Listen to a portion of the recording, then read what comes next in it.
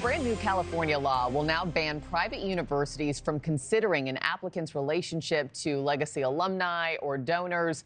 USC and Stanford among the top schools to admit children of alumni or donors. And Governor Gavin Newsom saying the move will even out the playing field and promote equal education opportunities. But does it really? For that, we welcome in founder of Lockwood College Prep, Andy Lockwood. Andy, you coach and consult many families looking to get their students into good colleges. Welcome back to the show. Thank you. Thanks for having me. Good morning. My first thought here, Andy, with this was how much will actually change, since I'm sure many kids with important big last names already don't require much discussion from admissions teams behind closed doors.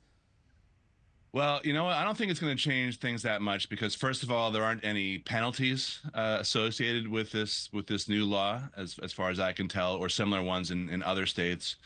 Second of all, I think the percentage of kids involved here who are legacies is roughly around 13 or 14% for USC and for Stanford. And third of all, just because you're a legacy doesn't mean you get rubber stamped in. I think, in my experience with my clients, that the vast majority of people who are legacies who get in are qualified. Mm-hmm.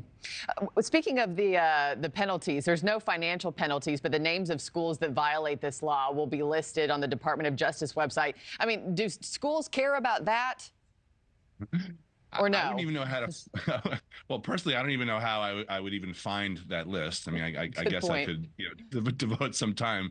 I don't think schools really care about that. I think what some of the private ones do care about is being dictated to by the states. But I think more importantly, if this were to have a negative effect on donors, that's actually a problem because 50 cents of every dollar that comes from a donation goes to support need-based financial aid programs at these colleges to help low-income and under-resourced families. So do you know how this new bill is being received by campuses, by families across the state, especially those whose children do need financial help going to some of these private schools?